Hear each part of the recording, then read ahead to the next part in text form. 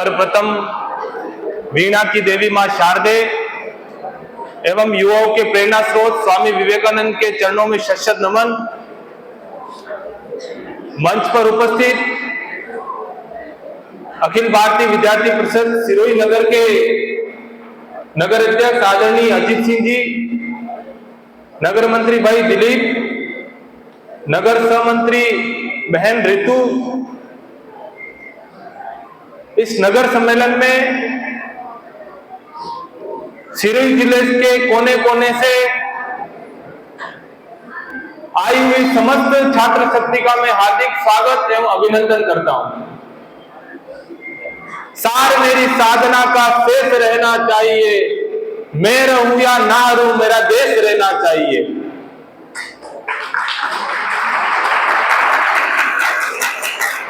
पिछले हजारों वर्षों के संघर्ष के बाद 15 अगस्त 1947 को हमारा देश आजाद होता है और दुनिया के इतिहास के अंदर सिर्फ भारत ऐसा देश है जिसका अपना एक गौरवशाली इतिहास है। और दुनिया के इतिहास के अंदर किसी भी देश का इतिहास उठा के देखेंगे तो उस देश के अंदर इतनी बर्बर आक्रमणकारी जातियों ने आक्रमण नहीं किया, लेकिन सिर्फ भारत एक ऐसा देश था जिस पर शक, खून, कुषाण, तुर्क, तातार, चंगेज, मंगोल, फ्रांसीसी, अरबी, पुर्तगाली, अंग्रेज, मुगल अनेकों प्रकार की आक्रमणकारी जातियों ने इस भारत की धरती पर आक्रमण किया। लेकिन हम सब लोग गौरवान्वित होते हैं जब याद करते हैं कि इस देश के महापुरुषों ने इतनी आक्रमणकारी जातियों से भी मजबूती के साथ लड़े और उनसे लोहा लेते हुए उनको पराजित करने का काम किया। और आज से 5000 10,000 वर्ष पहले जिस सनातन संस्कृति की ध्वज पताका इस भारत की भूमि पर फहराती थी, आज भी 10,000 15,000 साल बाद भी और इतने वर्षों तक इतने आक्रमणकारी जातियों के आक्रमण के बाद भी भारत के अंदर उसी संस्कृति और परंपरा को हम लोग मान रहे हैं। उसका कारण सिर्फ भारत के अंदर भारत माता ने जब जब आह्वान किया इस देश के लिए, सैकड़ों लाखों इस देश के भरत पुत्रों ने अपने जीवन को मातृभूमि के लिए आहुत किया।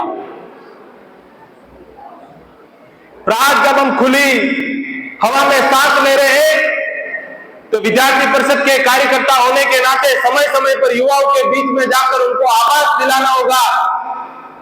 क्यों युवाओं को गुरु गोविंद सिंह जी के उन दोनों साहिबजादों से भी प्रेरणा लेनी पड़ेगी कि किस प्रकार से 5 और 7 वर्ष की आयु में हंसते हंसते आक्रमणकारियों को चुनौती देकर के जिंदा दीवार में चुनने का संकल्प लेते, लेकिन देश और धर्म और संस्कृति से कभी समझौता नहीं करते। ऐसे 5 साल और 7 साल के जोरावर सिंह और फतेह सिंह मेरे देश के युवाओं के लिए प्रेरणा का स्रोत होने चाहिए। इस देश के कॉलेज कैंपस में पढ़ने वाले, इस देश के विश्वविद्यालय परिसरों में पढ़ने वाले, इस देश के शैक्षणिक परिसरों में पढ़ने वाले प्रत्येक विद्यार्थी के लिए वो प्रेरणा का स्रोत खुदीराम बोस होने चाहिए, जिन्होंने 10वीं क्लास में पढ़ते हुए देखा कि स्कूल जाते हुए अंग्रेज अधिकारी उनके ऊपर अपने देश के किसान, नौजवान, मजदूर ऐसे लोगों के ऊपर जब आक्रमण करते हैं, उनके ऊपर गलत व्यवहार करते हैं, तो ऐसे खुदीराम बोस घर से स्कूल से जब वापस घर जाता है तो अपना बस्ता फेंकता है और कहता है कि मैं 10वीं क्लास में पढ़ता हूं, लेकिन शायद आज मुझे स्कूल जाने की आवश्यकता नहीं है, आज मेरा जीवन इस मातृभूमि के लगना चाहिए। वो 10वीं क्लास में पढ़ने वाले खुदीराम बोस क्रांतिकारी संगठन में जुड़ता है। आप कल्पना कीजिए इस देश के परिवारों में किस प्रकार के संस्कार थे। 15 वर्ष की उम्र में भी एक बालक का इस मातृभूमि के लिए कैसा संकल्प होना चाहिए। मेरे सामने बैठी हुई सभी युवा तरुणाई उन खुदीराम बोस के जीवन को पढ़ना चाहिए। किस प्रकार से क्रांतिकारी संगठन से जुड़ते हुए खुदीराम बोस बम बनाने की कला सीखते हैं। एक दिन अंग्रेज अधिकारी खुदीराम बोस को पकड़ लेते हैं, उनको कहते हैं कि आज के वर्तमान परिप्रेक्ष्य में अंग्रेजी शासन के अंदर तुमने जो काम किया वो देशद्रोह की संज्ञा में आता है। खुदीराम बोस सीना चौड़ा करके न्यायालय परिसर में खड़े होकर कहते कि जज साहब इसकी क्या सजा होनी चाहिए। जज साहब ने कहा कि तुमने जो काम किया उसकी फांसी की सजा होनी चाहिए, बताओ तुम्हारी अंतिम इच्छा क्या है। की तरह खुदीराम बोस डरा नहीं, 16 साल का बालक डरा नहीं। इस मातृभूमि के लिए समर्पण की भावना कैसी होती है आप देखिए। खुदीराम बोस ने कहा जस्ता मेरी अंतिम इच्छा यही है, इस न्यायालय परिसर के अंदर खड़े हुए सभी देशभक्तों को अगर आप मुझे छूट देंगे तो उनको भी बंद बनाने की कला सिखाऊंगा। मात्र 16 वर्ष की आयु में हाथ में गीता लेकर भारत माता के लिए अपने सर्वोच्च बलिदान देने वाले से खुदीराम बोस हम सब लोगों की प्रेरणा होना चाहिए। हमारी प्रेरणा जब विदेशी आक्रमणकारी ये सिरोही के लोग, हम सब लोग और पूरा देश जानता है कि किस प्रकार से हमारे पास का एक राज्य मेवाड़, जहां के महाराणा प्रताप ने किस प्रकार से मुगलों से लोहा लिया, विकट से विकट परिस्थितियों में भी महाराणा प्रताप ने मातृभूमि के लिए अपना सर्वोच्च बलिदान दिया।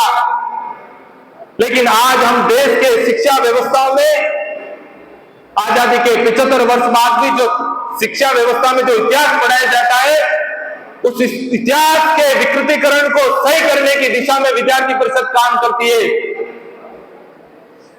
देश के लिए अनेक महापुरुषों ने अपना योगदान दिया। ऐसे महापुरुषों की श्रृंखला में हम सब लोगों के सलूम्बर की हाड़ी रानी को भी याद करना चाहिए कि महिला की नई नई शादी होती है और जो पति युद्ध में जाते हुए अपने पति से, अपनी पत्नी से कोई निशानी मांगता है कि युद्ध में तो जा रहा हूं लेकिन मुझे कोई निशानी दे दो कि युद्ध भूमि में तुम्हारी याद नहीं आए।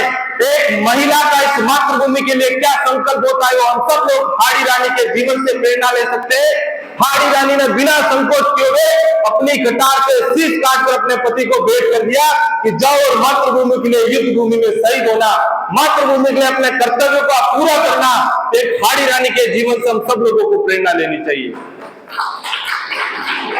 ऐसे एक बलिदान का प्रसंग हम सब लोग इतिहास के अंदर पन्ना धाई को पढ़ते हैं। एक मां जिसका 6 माह का छोटा सा बालक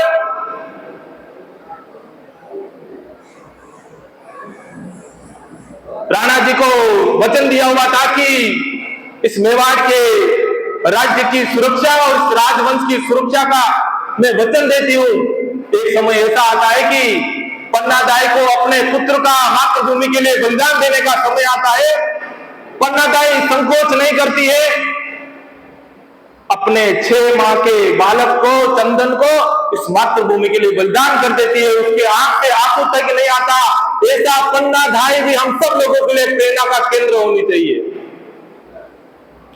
ऐसे एक बोली अनगिनत, एक गुरु गोविंद सिंह जी का वाक्य मुझे ध्यान में आता है कि गुरु गोविंद सिंह जी के जब चारों साहिबजादे जोरावर सिंह और फतेह सिंह जब जिंदा दीवार में अपना बलिदान देते हैं,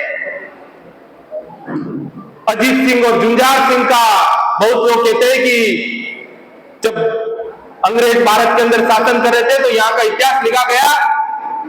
तो अंग्रेजों ने और कम्युनिस्टों ने इस देश का इतिहास लिखा तो कहा कि भारत के अंदर पराक्रमी लोग नहीं थे, भारत सपेरों लुटेरों का देश था। लेकिन हम वास्तविक इतिहास पढ़ेंगे तो कभी याद करना, दुनिया के इतिहास में ऐसा विरला उदाहरण मिलता है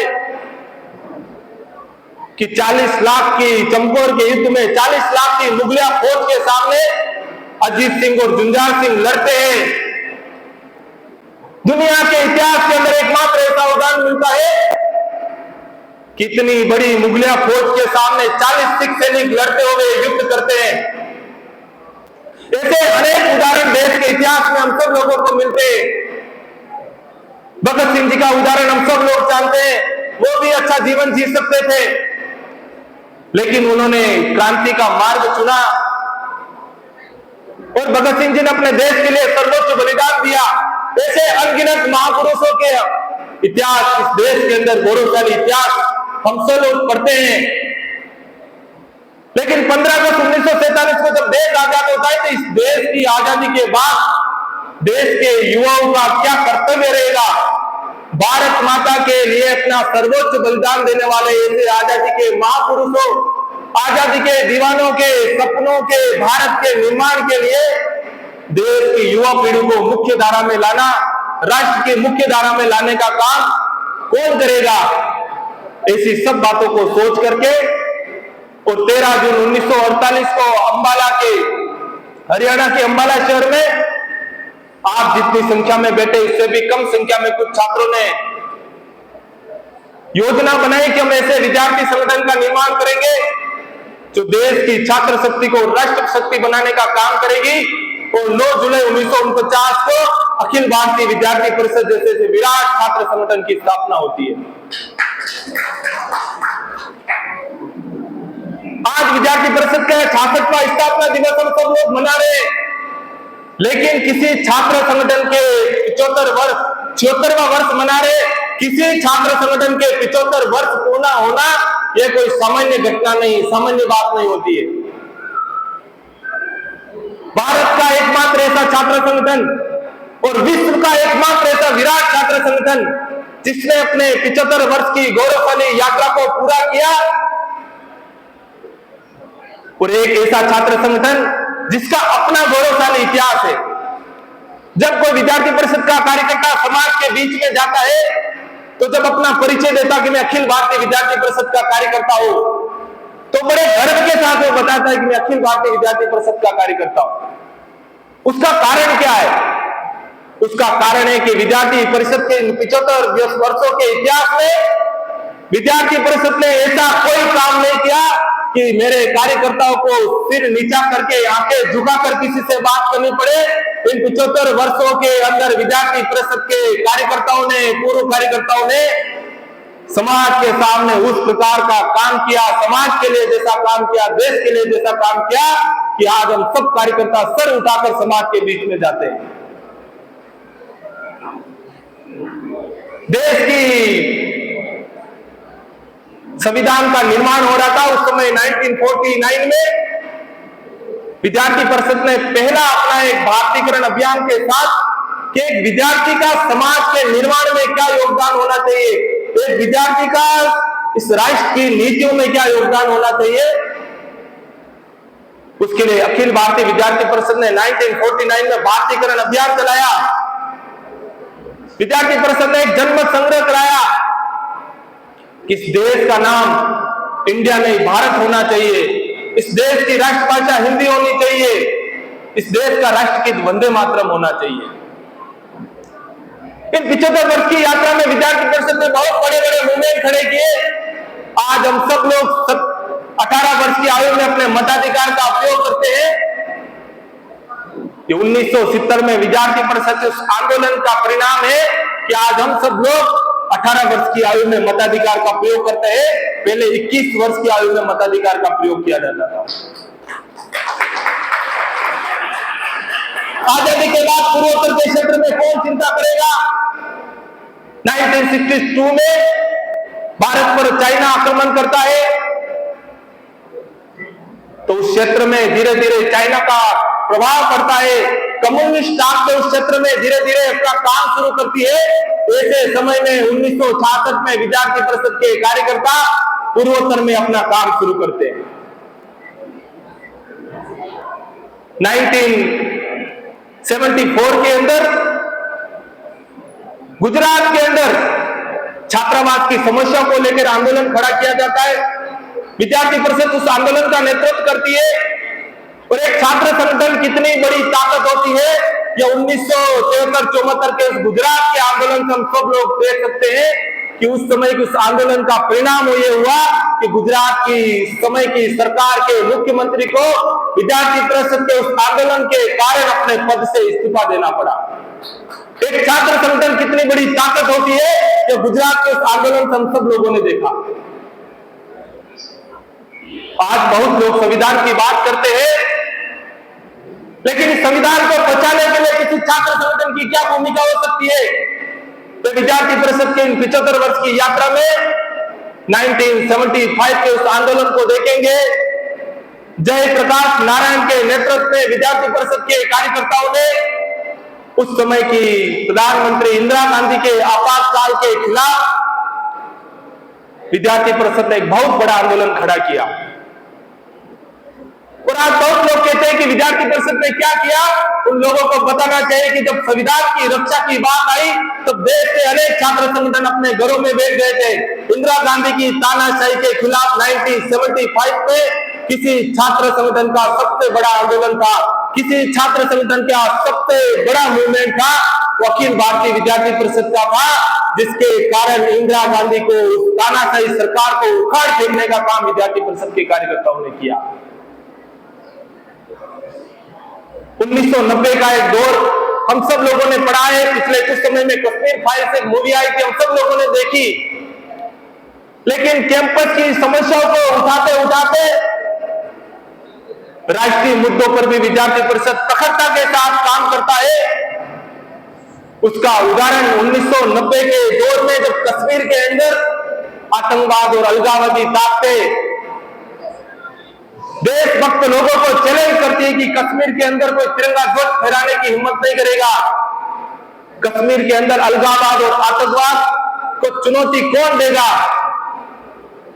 ऐसे समय में विद्यार्थी परिषद के कार्यकर्ता घरों में नहीं बैठे, तो विद्यार्थी परिषद के कार्यकर्ताओं ने 1990 के अंदर उन आतंकवादियों और अलगाववादियों को चुनौती देने के लिए, जिनका आतंकवाद चरम सीमा पर था, हजारों लाखों कश्मीरी पंडितों को कश्मीर से मार काट के भगा दिया गया था, ऐसे समय में विद्यार्थी परिषद के कार्यकर्ता देश भर के छात्रों से आह्वान करते हैं, एक दिन तय करते हैं 11 सितंबर का। और ये 11 सितंबर इस देश के इतिहास के अंदर बहुत महत्वपूर्ण दिन था। 11 सितंबर 1893 को अमेरिका की विश्व धर्म महासभा में स्वामी विवेकानंद ने अपना ओजस्वी भाषण दिया। अपने ओजस्वी उद्बोधन के कारण पूरे दुनिया के अंदर भारत की प्रतिष्ठा बढ़ी। ऐसे 11 सितंबर के दिन को तय किया और 11 सितंबर 1990 को लाखों सैकड़ों विद्यार्थी परिषद के कार्यकर्ता कश्मीर के अंदर जाते हैं।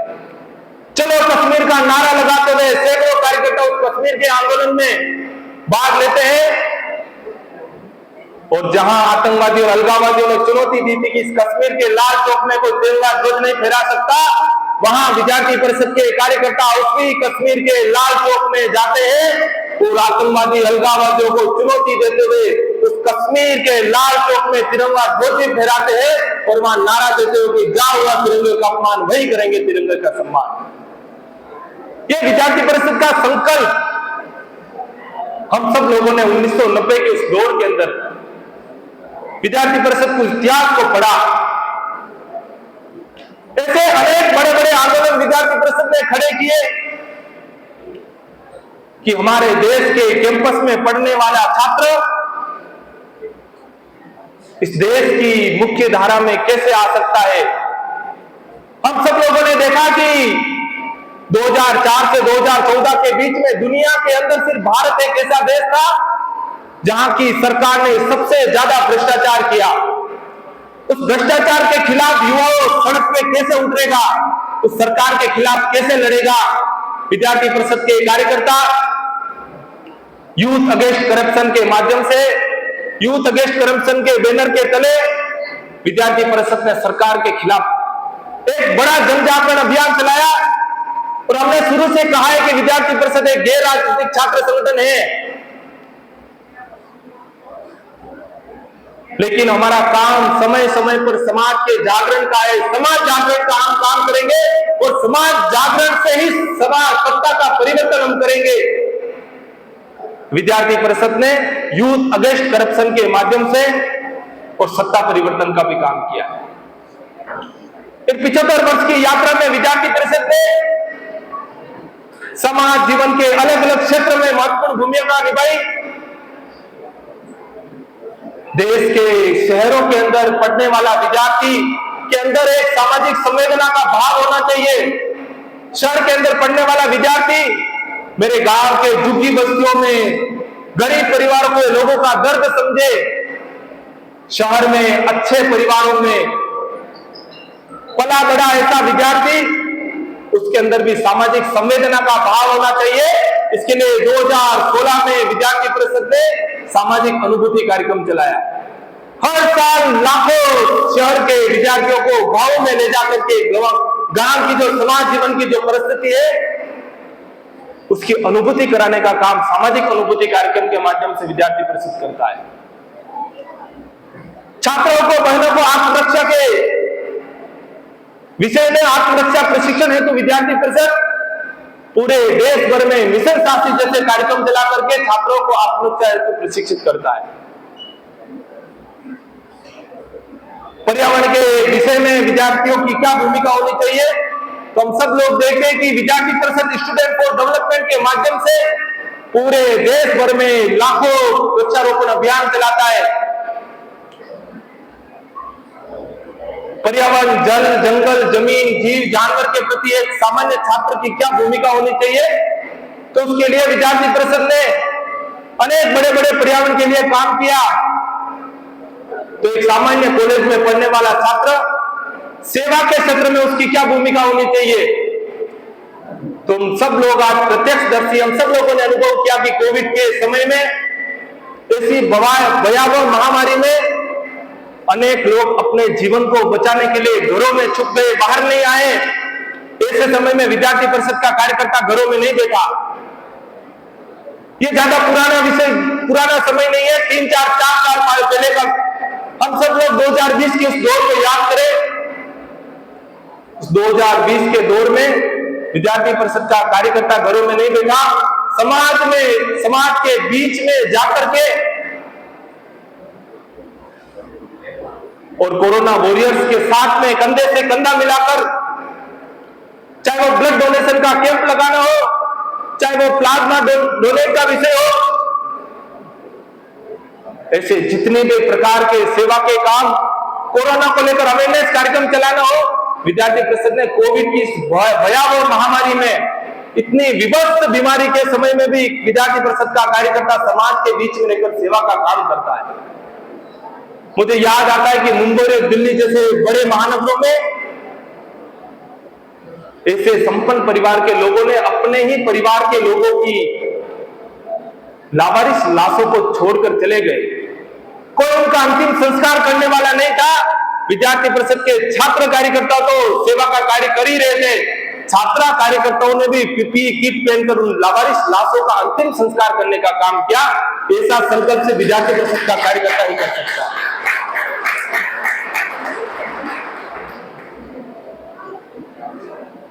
कला के क्षेत्र में काम करने वाला विद्यार्थी, वो विद्यार्थी परिषद के माध्यम से कैसे जुड़ सकता है, तो कला के क्षेत्र में राष्ट्रीय कला मंच के माध्यम से विद्यार्थी परिषद काम करती है। खेल के क्षेत्र से जुड़कर देश का प्रतिनिधित्व करे, इसके लिए विद्यार्थियों को जोड़ने के लिए खेलो भारत के नाम से देश भर के शैक्षणिक परिसरों में खेल से जुड़े हुए कार्यक्रम कराकर ऐसे छात्रों को विद्यार्थी परिषद से जोड़ने का काम विद्यार्थी परिषद कर रही है। आज हम सब सौभाग्यशाली है कि जिस संगठन के कार्यकर्ता है या जिस संगठन के कार्यक्रम में हम सब लोग उपस्थित है, आज भारत ही नहीं विश्व का सबसे विराट छात्र संगठन है। दुनिया के अंदर किसी छात्र संगठन के पास इतनी सदस्यता नहीं है। आज 50,77,000 से अधिक सदस्यों के साथ विद्यार्थी परिषद विश्व का सबसे बड़ा छात्र संगठन है। लेकिन इतने लंबे समय की इस गौरवशाली यात्रा में अनेक उतार चढ़ाव विद्यार्थी परिषद ने देखे। सिर्फ छात्रों की समस्या को उठाने के लिए ही काम नहीं करता है। कॉलेज के अंदर लैब, लाइब्रेरी, फर्नीचर, पुस्तकालय की कमी, फीस वृद्धि, ऐसे विद्यार्थियों के सैकड़ों मुद्दों को उठाते जब देश को चुनौती देने के लिए कोई ताकत कैंपस में खड़ी होती है, उस ताकत को कुचलने का काम भी विद्यार्थी परिषद के कार्यकर्ता करते हैं। 2016 का दौर हम सब लोगों ने देखा है कि देश के प्रतिष्ठित विश्वविद्यालय में भारत माता के खिलाफ कोई नारे लगाता है, देश की अस्मिता अखंडता के खिलाफ कोई नारे लगाता है, ऐसे देश के खिलाफ नारे लगाने वाले लोगों की गिरेबान पकड़कर समाज के सामने लाने का काम विद्यार्थी परिषद का कार्यकर्ता करता है। और इसलिए कैंपस के अंदर एबीवीपी का काम क्यों जरूरी है, हम सब लोगों को समझना पड़ेगा कि आज भी हम सब लोगों को गर्व होता है कि चाहे वो सिरोही का गवर्नमेंट कॉलेज हो या सिरोही का कोई भी शैक्षणिक परिसर हो, कोई छात्र संगठन भारत माता और वंदे मातरम के नारे लगा रहा है, तो किसी सामान्य नए छात्र को भी ये पूछने की आवश्यकता नहीं रहती है कि आंदोलन या प्रदर्शन कौन सा छात्र संगठन कर रहा है। नए छात्रों को भी जाकर पूछेंगे इस कैंपस के अंदर भारत माता और वंदे मातरम के नारे लगा रहे कौन सा छात्र संगठन है, तो नया छात्र भी कहेगा कि इस कैंपस के अंदर भारत माता और वंदे मातरम के नारे लग रहे हैं। तो जरूर अखिल भारतीय विद्यार्थी परिषद के कार्यकर्ता कुछ न कुछ आंदोलन कर रहे होंगे। इसलिए यहाँ पर भारत माता और वंदे मातरम के नारे लग रहे हैं। लंबे समय से हमारे समाज के बीच में काम करने के कारण समाज का हमारे बीच में ऐसा विश्वास, छात्र समुदाय का विद्यार्थी परिषद के प्रति विश्वास का एक उदाहरण है। और इसलिए हम सब लोगों की भूमिका होती है कि आजादी के आंदोलन में जिन लोगों ने बलिदान दिया, अपने प्राणों का बलिदान देने वाले से महापुरुष ने जिस भारत की कल्पना की थी, जिस विश्व गुरु भारत की कल्पना की थी, स्वामी विवेकानंद ने जिस विश्व गुरु भारत की कल्पना की थी, स्वामी विवेकानंद ने कहा था कि मैं देख रहा हूं आने वाले समय में भारत पुनः विश्व गुरु की भूमिका में होगा और पूरी दुनिया का नेतृत्व भारत करेगा। ऐसे स्वामी विवेकानंद के सपनों के भारत के निर्माण के लिए, ऐसे आजादी के लिए बलिदान देने वाले से महापुरुषों के सपनों का भारत के निर्माण के लिए, भगत सिंह जी, सुभाष चंद्र बोस, खुदीराम बोस के सपनों के भारत के निर्माण के लिए हम सब लोग विद्यार्थी परिषद से जुड़ते हुए, विद्यार्थी परिषद के कार्यकर्ता बन करके हम सब लोग कैंपस के अंदर विद्यार्थी परिषद को मजबूती के साथ खड़ा करेंगे, तो जल्दी ही भारत के लिए जिन महापुरुषों ने भारत के भविष्य की कल्पना की थी, उस भविष्य के भारत को साकार करने में हम सब लोगों की एक महत्वपूर्ण भूमिका भी होगी और जल्दी महापुरुषों के सपनों का भारत का निर्माण भी होगा। अपने कैंपस के अंदर कहीं पर भी एंटी नेशनल एक्टिविटी नहीं हो, इसके लिए हम सब लोगों को काम करना पड़ेगा। पर्यावरण के बारे में सोचना पड़ेगा। अपने गांव, गली, शहर के आसपास में झुग्गी बस्तियों में रहने वाले से गरीब परिवारों के बारे में भी हमें सोचना पड़ेगा। भारत को आगे बढ़ाना है तो स्व के आधार पर भारत को आगे बढ़ा सकते हैं। इसलिए हमें स्व भाषा, स्व परंपरा, स्व इतिहास, हम सब लोगों को स्व के आधार पर आगे बढ़ना पड़ेगा। स्वामी विवेकानंद ने कहा था कि अगर ये कोई सोच ले कि अमेरिका, इंग्लैंड, चाइना, रशिया में के चरणों में बैठ करके और भारत को आगे बढ़ाने का कोई सोचता है तो भारत कभी आगे नहीं बढ़ सकता है। स्वामी विवेकानंद ने कहा कि भारत तभी आगे बढ़ सकता है जब भारत का प्रत्येक व्यक्ति भारत माता के चरणों में बैठ के आराधना करेगा, तभी भारत आगे बढ़ सकता है। ऐसे स्वामी विवेकानंद को प्रेरणा मानकर हम सब लोग ऐसे भारत माता के चरणों में बैठकर आराधना करते हुए, ऐसे विश्व गुरु भारत की कल्पना करते हुए, ऐसे विश्व गुरु भारत के लिए हम सब लोग काम करें। इतना ही कहते हुए दो शब्दों के साथ अपनी वाणी को विराम दूंगा। हम सब लोग एक संकल्प लें कि आजादी की कभी शाम नहीं होने देंगे, तिरंगे को कभी बदनाम नहीं होने देंगे और जब तक लहू का कतरा कतरा बचा है सीने में, भारत माता के आंचल को नीलाम नहीं होने देंगे, भारत माता के आंचल को नीलाम नहीं होने देंगे। बहुत बहुत